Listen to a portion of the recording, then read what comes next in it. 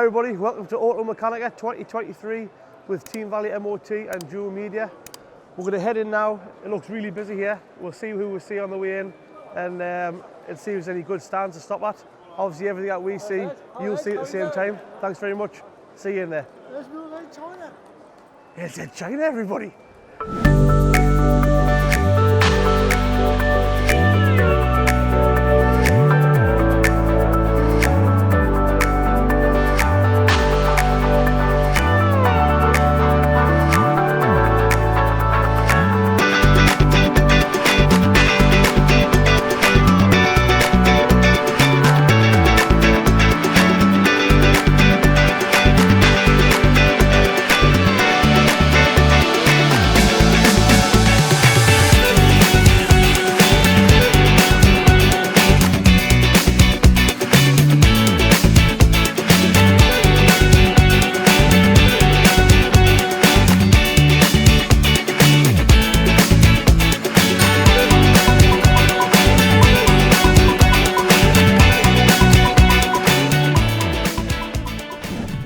Hi everybody, we're here at All Data, which is at the NEC.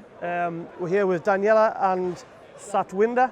Good morning. They're going to tell us a little bit about what they do and how they're trying to progress the garage industry into having a lot more data on board to help diagnosis being easier, is that right? That's true, exactly that. What sort of things can you offer garages that other people can't? So we can offer to solve many problems of the daily business, right? So we know that the garages have problems to find repair information, to fix their cars, wiring diagrams, especially also body shops, when they need to find out how they can cut the quarter panel, for example. Right. And we as a company, we have contracts with the manufacturers, which allows us to provide you OEM information just in one database, which is fantastic because you just need one login to access to more than 30 manufacturers just in one page. No download needed or so. Right, okay. You can so use it's all web-based? It's all web-based, and that's fantastic. So we have all the big manufacturers that you need in your daily business, wiring diagrams from OEM.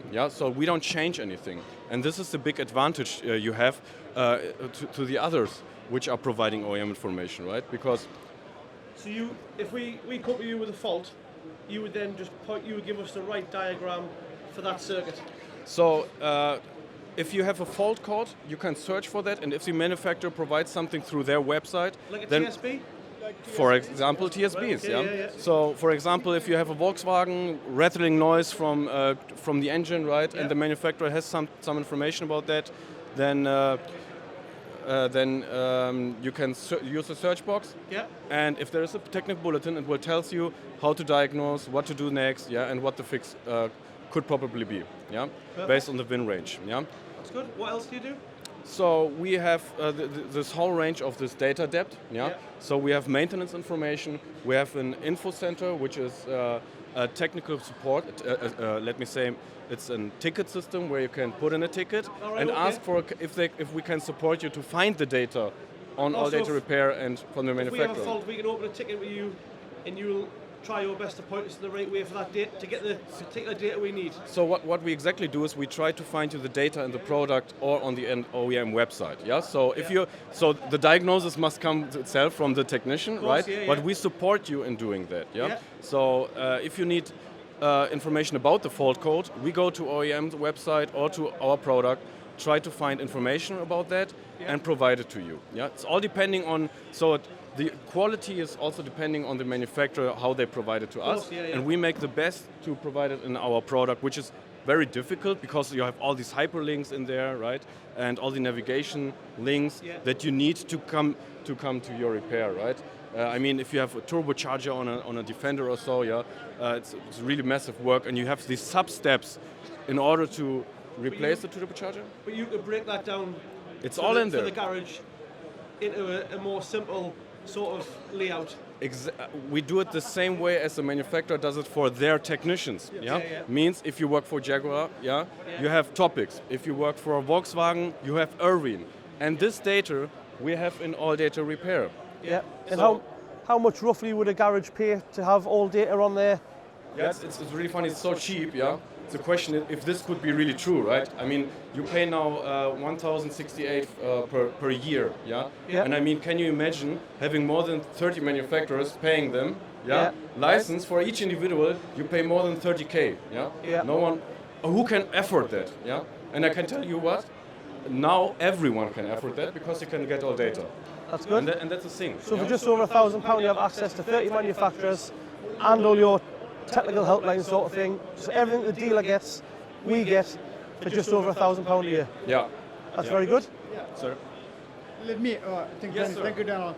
We have 115,000 shops globally, workshops globally using this product. 115,000. So Wow. it's not a new product. So Yeah, it's a well-known product globally. That's very We good. have more than 10,000, 12,000 shops now in Europe using our product. Wow. So I think you started with this one, that how can we help garages? There are a couple of issues that we are looking at. Vehicle complexity is increasing, right? Yeah, So correct. the garages need the right information at the right time to fix the cars. And that's what we provide. The second thing is all the garages, I think all over the world, have the labor shortage. They're not able to find the right technicians, right? Yeah. And by using this tool, this is another tool in their toolbox. Yeah. So if they have the right tool, if they use product, what we help them is to make their technicians, if it's A level, B level, to grow up. Yeah. More, Right? so You can help. more efficiency from the technicians that you have. Right. So it's a cost effective, as Daniela said, because it's £1,000 plus a little bit. Yeah. It also makes shops more efficient Yeah. because you can find all the information in one tool. And you get the diagnosis done quicker Yes. using the technical information. So what the theme for this Automechanika is we remove all the kind of guesswork, Yeah. right? So you don't need to guess how to fix it. Yeah. It's already there in the product, right? Yeah. And we make all those complicated repairs simple because we provide that information directly from OEMs, Yeah. right? So it makes garages better, That's make perfect. garages profitable, makes yeah. garages efficient, right? Yeah. And helps them in growing their business too. That's good. Yeah. Thanks very much for giving us the in-depth information. Obviously, if anybody wants to go with All Data, what's the website? Alldata.com. Alldata.com. Yeah. So if you go to alldata.com, there must be a discount code for Automechanika. Yes, definitely. Oh, very good. Definitely. see us. Come see us. Come and Thank see you. down at Automechanika, and these guys will hook you up with a perfect system. Thanks very much. Thank Yes, you. sir. Thank you. Thank you very much. Thanks for coming in. Anytime. We've managed to land just 2 minutes of his time with Edd China. Never ever thought I'd meet this man, and when I did, he was 5 foot tall, I thought. Absolute monster of a man. I can see how he gets them parts off, just no problem at all. Every time I'm struggling and see Ed just take it straight off, that's because the size of the man. Thanks very much for giving us 2 minutes of time. Yeah. What's happened with AC Products? Yeah, well, we're here on the AC Tronic stand. So basically, they're a remanufacturer. So if you have a problem with your car part or whatever it is, maybe it's like an ABS pump or something like that. But rather than having to buy a new one, you can send your old one that doesn't work off to these guys. They'll take it apart, fix it, put it back together again, and send it back to you. A lot cheaper than the. Oh yeah, a lot the new cheaper one, than I'm you would buy a assuming? new one. And also it's better for, so you're sort of saving money, but you're saving the planet as well, which is course. quite nice. Yeah. So that's quite cool. But they're also just starting to get into doing onboard charging for EVs and stuff, of course. So they're starting to do EV parts, and we've got our world's fastest ice cream record to get back. So we did an ice cream van that was all electric back in the day, got into the Guinness World Records about 74 miles an hour. Then Top Gear were inspired, so then they obviously got the record, I think, about in the 80s and stuff. But nobody's managed 99 miles an when hour, was that was about a year or so ago, I think, or 2 years ago maybe when they did that. So we're now building. I've got so it's a new kind of old ice cream van. So it's an old Bedford CF1. Yeah. So a proper classic ice cream van. It's actually much lighter than a Sprinter, which is what I built the first time. So we're going to use the same kind of running gear, sort of. Yeah. I think I'll be using different axles and stuff because I don't like the idea of doing 100 miles an hour on Bedford axles from 70s. Not ideal. So anyway, but obviously we're going to probably use one of the onboard chargers, from AC Tronics, awesome. just because it's a great thing to be able to sort of plug back in. And so I don't know what we're going to use as the various parts, but all be second hand. Yeah. And then we're going to go for 99 miles an hour. But part of the record, which is quite fun, is that the ice cream machine actually has to work as well. So that's how I first discovered part of these issues, because of course they've always been powered by diesel engines. Yeah. So when I took the diesel engine out, I said, oh, now I need to make a device to power the ice cream machine itself. So that became a whole other project, and now hopefully in the future almost all ice cream vans will have a machine that makes makes ice cream from electricity rather than from diesel fumes. Yeah. Which of course is much better for everybody. So normally is it made off of PTO normally, is it? Yes, so they have it's normally quite a rudimentary PTO that's actually just in sort of attached to the engine somewhere. It kind of goes through underneath the passenger seat, or there's no seat at all, and into the kind of Cappuccini, which is the kind of the classic ice cream machine. Yeah. And it's a great sort of system. It was clever in the 60s, but it's very, very old technology Times now. moved on. So now our system uses electric motors and stuff and a big stack of batteries, and it's independent from the vehicle. So you can even have more than one kind of ice cream. So it's quite good fun. But it's just kind of it's all part of, I guess, it's sort of like whizzing stuff together from lots of different parts, and actually rather than buying new, why not go for remanufacturing? It's nice that you can bring lots of different companies together to get one end goal. Yeah, and fast ice cream. Who doesn't need it? I know. What would be good is if when you were doing 99, someone was making a 99 in the back. I'm sure health and safety would love that, so I'm up for that, yes. We're not the best for that. We do it. And you would probably do it if it wasn't on cameras and I can almost reach and do both at the same time. Of course. So. What else have you got coming on in the future? Well, I'm getting sort of more heavily into amphibians, so I'm just trying to put together a sort of a deal with there's a 1960s amphibian called a Lark 5. Right. And it's a massive thing. It's kind of as big as a coach. It's about 3 meters sort of wide, about 11 meters long. Wow. It's a massive, massive thing, and it doesn't have any suspension. It has big aircraft balloon tires, and it can hold about 5 tons of payload as well. It's a 13-litre Cummins V8, and so we're working with Cummins to try and make sure that it's going to work okay, and maybe kind of reduce its emissions. And then we're trying to get Goodyear and sort of Dunlop Goodyear to help us out with the tyres, because they made the wheels and the tyres back in the day, especially for the American military. And they were mainly used in America, a bit in Australia, and I think there's 1 or 2 in Europe.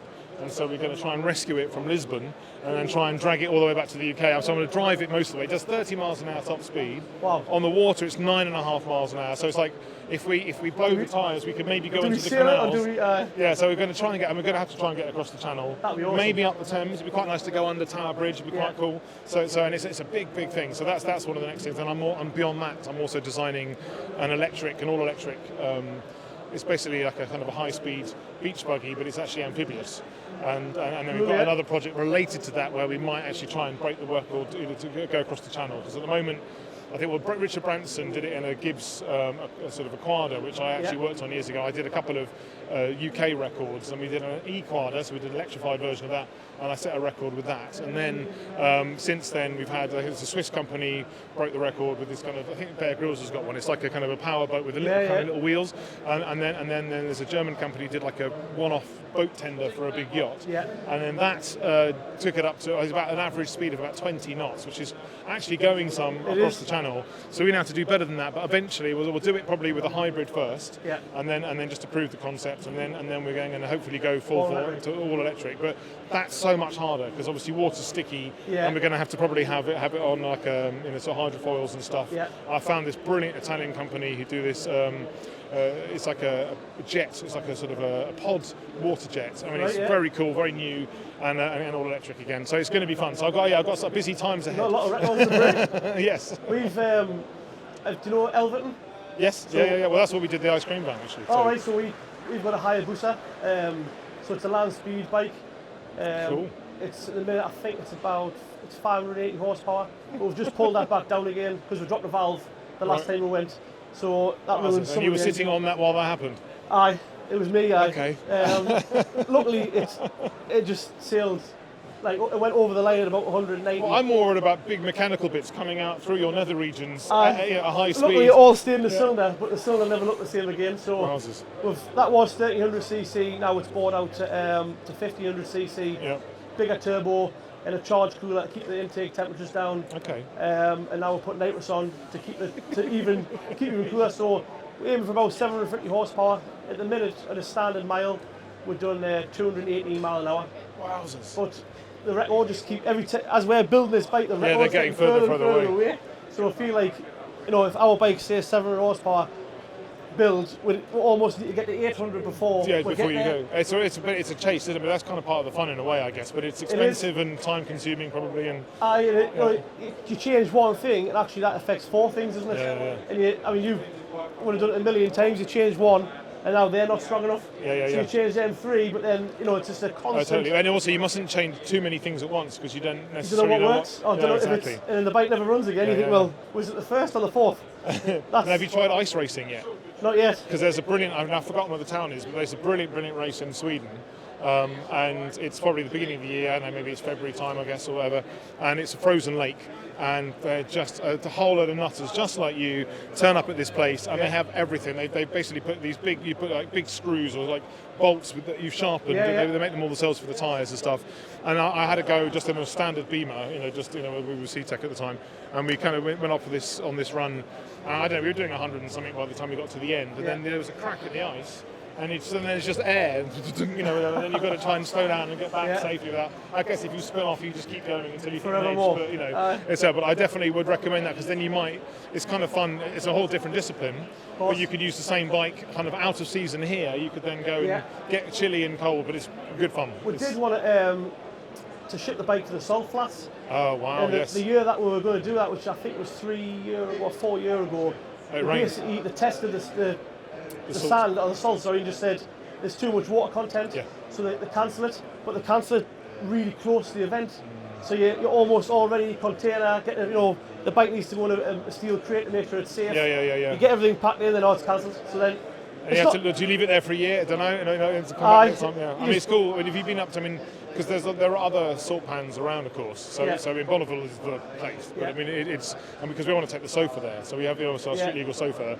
We drove it from LA to Vegas for the SEMA show, and then we drove it from LA up to San Francisco, just so I could go down Lombard Street. It's the wiggliest road in the world. It's fantastic. So we did that, and then drove back down the PCH or the Pacific Coast Highway, Highway 1. Absolutely amazing, because of course you've got nothing around you. So even with a bike, you've got a helmet on. With the sofa, like all the smell from the Euclids and stuff, it's just amazing. So that was an amazing experience. But we broke down a lot because I had a problem with the head gasket. Right. But then going around Pebble Beach, it's just a mini. It's like a 1300 mini injection engine. Well, in fact, right now it might be. I think it's a carburetor version at the moment. I keep blowing the engines up. Hey, what can you do? You're trying to go fast? You seem to have my perfect job. Have you got like a workshop where you do everything? Yeah. So on YouTube, we've got our workshop diary show, and so that workshop is just kind of like an extension of what we used to do for Wheeler Dealers. So back in the day, you know what it's like when you're working on a project and and then something breaks, and you kind of stuck waiting for a part, and then it kind of everything stops play. So either in the case of the show, we used to have to try and clear everything out, put the new car in, and carry on, which is a real faff. So I thought it'd be quite fun to have a workshop where you could actually have areas where you can work on stuff. So right now we've got the Range Rover, a rusty Range Rover, 1986 Range Rover, garden find, covered in moss. We've now got it down to the chassis. We've been faffing around for ages. We're now just about to drop it into some evaporust, which is a kind of really clever chelation process. So it actually converts the rust. Because we laser cleaned it first, and then I left it in the workshop unpreserved for a year. Lots of condensation later. It's now rusty again. So the evaporust should actually hopefully get rid of that both on the outside and the inside, and then we're then going to galvanise it, then we're going to paint it, then we're going to start building it again. So that's going. And then we've got I can't tell you about a Ferrari.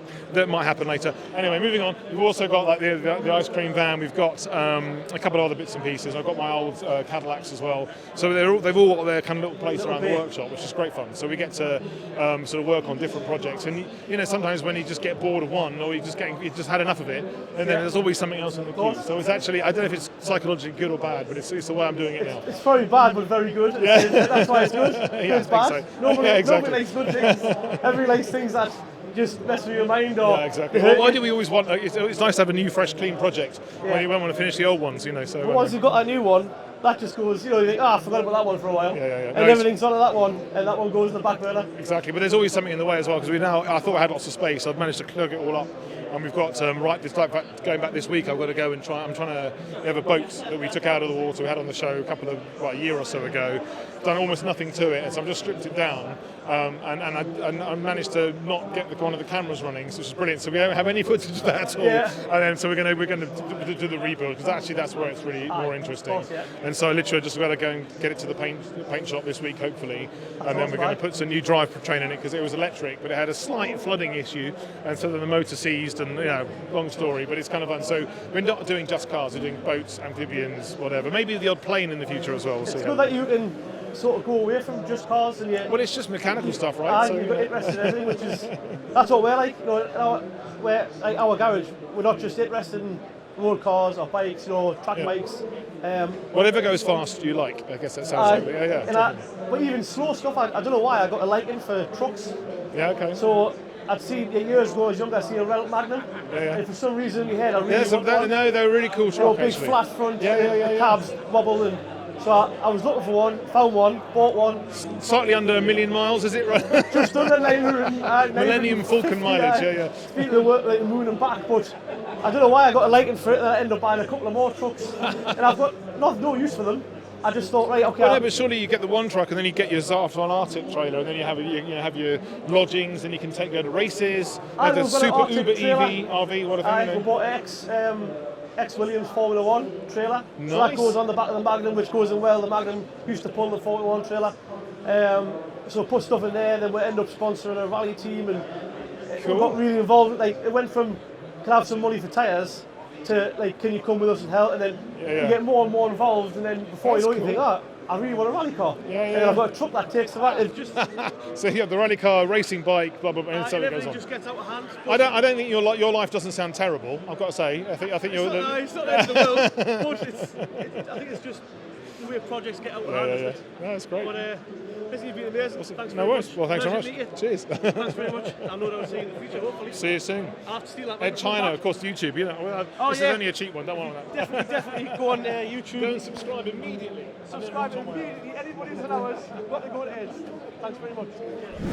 Right, we've landed here at Snap-on, our favourite tool provider. If you've obviously ever watched any of our videos before, you'll see that pretty much everything in our garage is Snap-on, and you would have seen a lot of these computers in the diagnostics cupboard as well. This is Dave. He actually works with Snap-on, and he's going to tell us a lot more about the computers and why that we should be probably using these over some of the other tools that you can get. Right, well, good morning. So basically what we're showing on our stand is our intelligent diagnostic platforms.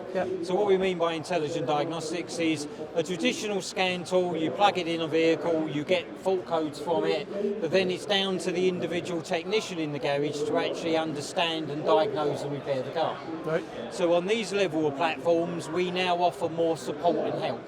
Right. So, give you an example, all the machines have got their own training modes built into it. So the idea of is with the machines is that you connect up to a certain vehicle. So we go into our scanner and sort of change it onto our standard screen. So basically on here, when we get in, we go in on our system, we've got a list of manufacturers, we go into our training demo mode, and basically it runs through as if you're simulating being on a wheel car. Yeah.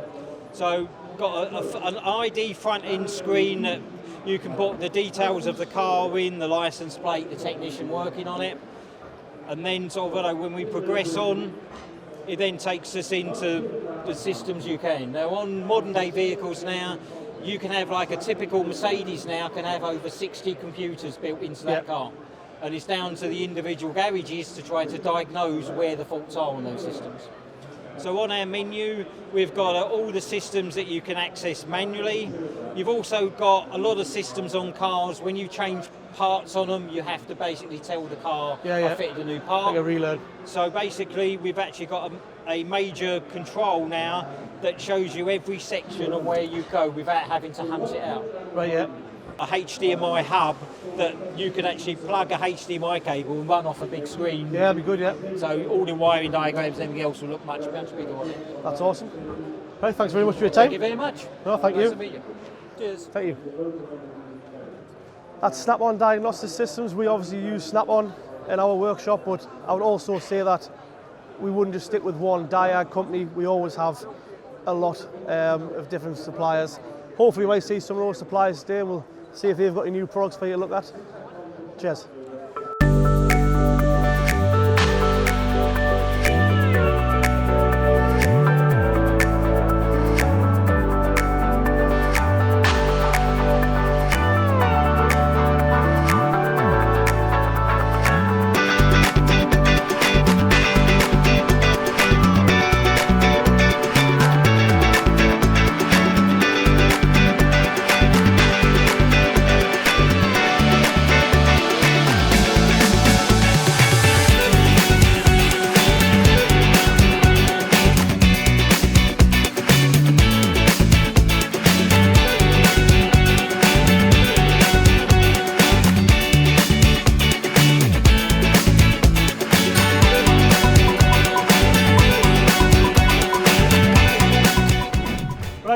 up with Andy Sava, who is the garage inspector. I basically went on Andy's course, I don't know, maybe it's 2 years ago, maybe it's a bit more. And I thought originally, like every other course, you know, maybe you wouldn't learn something, blah, blah, blah.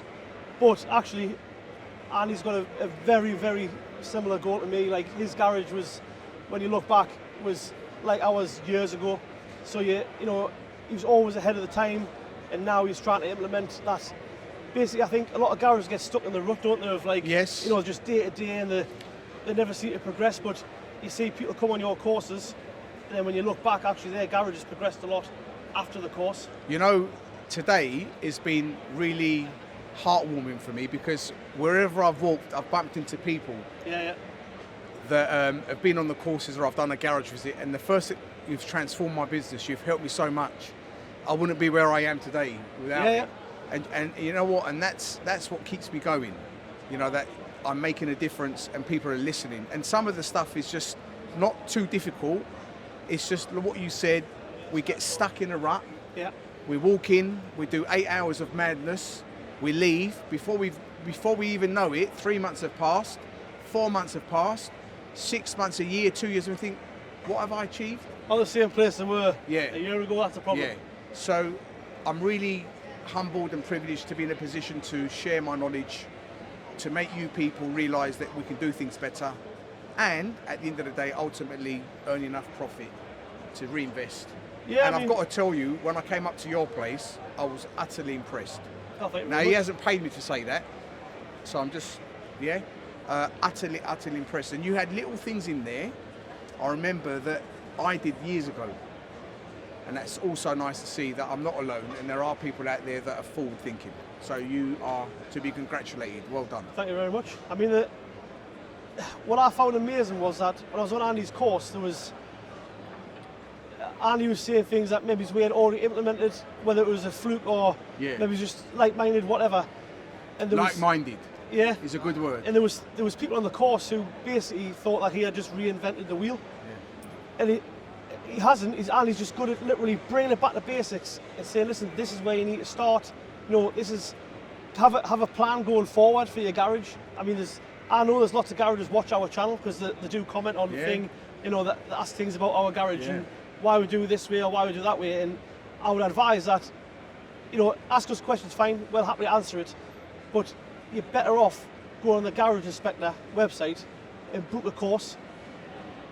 I think there's 4 courses you do? There's 4 now that we do. So we do the finance course, which is the first one. Yeah. The marketing follows on to that, essentials, but it's not marketing as you think it is, very different. And then we do the leadership managing quality course, and then we do the customer excellence and the reception management course. Yeah. So 4 courses, a lot of information, a lot of depth, and I think if you do all 4, you can elevate your business and also take your team along with it, you know? Yeah. And that's the key. What I found is when I went on that course, that basically there was people there who were technicians who then branched out and got their own garage. Yeah. So what was funny was that there were main dealer technicians here, and they went in their own garage, and they had no training to run a business, an owner, manager, anything, but yet they expect themselves to have this amazing garage. Well, how, you know, if you're not going to train yourself. Yeah. So what happens? They become employees of their own business. Yeah. And that's all they do. They transfer their skills in their own business. They have their own business. Now the problem they've got is not only do they have to repair the vehicles, but they've got to do everything else that comes with running a business. Yeah. And that's the bit they struggle with, and that's the bit that I try and help and guide with. I think everyone's terrified of the word profit as well. Yeah. You know, when you should never be ashamed of it. No. Should be proud that you're making a profit. I could imagine your garage is probably feeding 60 people. Yeah. You know, 70 maybe along the chain, and that's what's very important, is that we are proud that we are making a profit, and also that the team members are aware you're making a profit because it's safe for them, keeps them in a job. Well, of course, I mean, if someone come to work and they thought, you know, is there enough money to pay us next week? Yeah. It's never the case. You know, you say to people, listen, we're doing really good. I'm going to take you along on this journey with me. Absolutely. And the problem is that, like, customers a lot of customers, they'll go to a garage and say, oh, well, I've got a cheaper price elsewhere, but a perfect thing that Andy showed me was, you know, you go to 2 places for breakfast, ask for a full English breakfast, Yeah. and I guarantee you will not get the same. It Exactly. could literally be next door, and there could be, you know, similar price, but then you're happy to go basically buy a, I don't know, pint of milk for £1 from the corner shop, but you'll go to Waitrose and spend £3. Yeah. And the, you know, the difference will be in the quality, but then it's getting that across to your customer that, you know, that nothing's the same. It's always saying, well, he can fit a clutch for 500 and I can fit it for 400. Is mine better? Probably not. No. Because, you know, he's going to be using dealer trained technicians, proper tools, you know, it all goes into the fact of this, that you higher labour rate, which then obviously entails into your profit. But the profit normally, you know, if you have a garage that makes good profit, the labour rates, I wouldn't say high, but it was in the higher spectrum. You normally find the garages a lot cleaner. The technicians are all wearing matching, you know. Yeah, your corporate ID is all matching. Everything all falls into place. But you get a garage who's afraid to charge more than £50 an hour, then they will, unfortunately, they will never go forward, will they? Because they're stuck. You know, the average labour rate in the UK at the moment, or my statistics, is £58 an hour. Wow. In London, I can't get a plumber to come and knock on my door for £100. Yep. Now, hang on, that's just to knock on the door before they walk in. Yep. Yeah, and we're still charging £58, and we've got bricks and mortar. Yep. So that's what we have to change. It's crazy. Like even other garages who ask us, you know, always the first thing everyone always asks is the elephant in the room is, what's the labour rate? What's the labour rate? And we've just changed ours recently. We're 150 an hour. And we don't get customer complaints about that because but you won't, because they still think they're getting value for money. Yeah, and that's the key. They actually are getting it, I suppose. Exactly. You know, well, they are, because they will do the talking. Yeah. And that's the key. So well done. Very proud to know you. Very proud of Team Valley and what you're doing up there in the northeast. Thank you very much. And you just keep up the good work. Thank you very much, mate. I'll swap you that for that.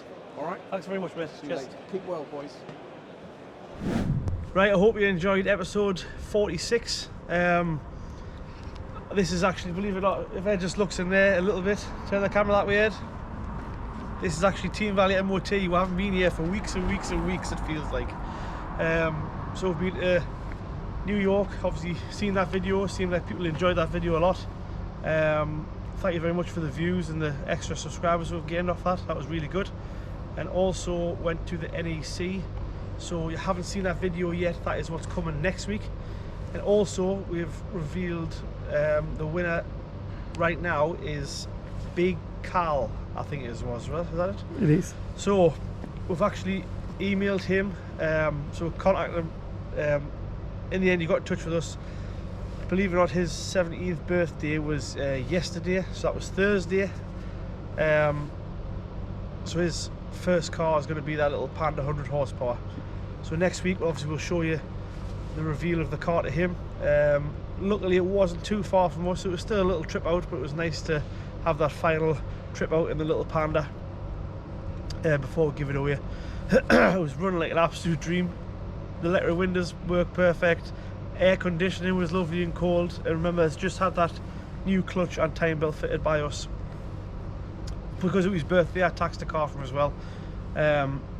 And by the time we'd already rang him to tell him he had won that car, it was only an hour later he'd already rang back and said he'd already insured the car.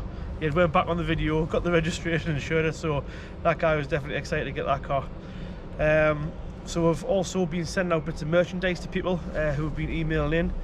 You know, if you ever want anything, if we can't help you out, we'll always try. So Ed's going to put a little picture up there now of Peter, who emailed in. He wanted, I think he wanted a hat and a mug. In the end he got pretty much everything, lanyards, whatever we could find him. We've also got sent some more stuff this week, and we're sending some more stuff next week. So Ed will stick them photos up for anybody who's wanting some merchandise.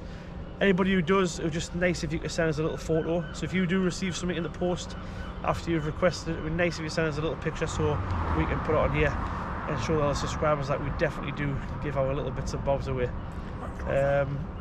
So now we've given away the Panda, and obviously next week you'll see that, and you'll also see me with Edd China, who, believe it or not, I don't think I was apprehensive of talking to, but you know, you see like celebrities and you think, you know, they might not be what they are. on TV, but this guy was even better. He was, what a top guy. I literally cannot fault Edd China. He was just literally engrossed in the conversation. In the end, I nearly had to like slow him down. He was just so enthusiastic about everything he does. What an amazing guy. So you'll see that next week on episode 47. That's on... It's in this one. Oh, sorry, Ed's behind the camera. You've already seen it. I haven't even seen this week's video. Ed's done the video. This is the end of it. So you're going to see that this week. Sorry, I'm still, well, because of the weather. I think I'm still in New York, but I'm not. Unfortunately, there's no Escalade here just yet, but that will be coming. I guarantee it. So now we've given away the Panda. We're on to giving away the Discovery 3, but we gained that many subscribers quickly that the Panda actually got out of hand. We didn't have it ready in time, and so I'm gonna have to be on the ball with this 25,000 subscribers. So remember, at 25,000 subscribers, somebody's gonna get that Discovery 3, and that car will be a really nice car when we're done. All the parts are on the shelf, got them all in stock, just waiting. But I hope I don't wait too long, because we're going to be at 25,000 subscribers in no time. So if I think I checked this morning, I thought we're on 12,500 a shed. 12.5. Yeah, so we're about 12,500 at the moment. Once we get to 25, that Discovery's going the journey, and some lucky winner is going to be driving that down the road. Thank you very much for watching. Thanks for liking, subscribing, sharing, doing all that good stuff, and we'll definitely see you in Team Valley next time. Thanks for watching. Cheers.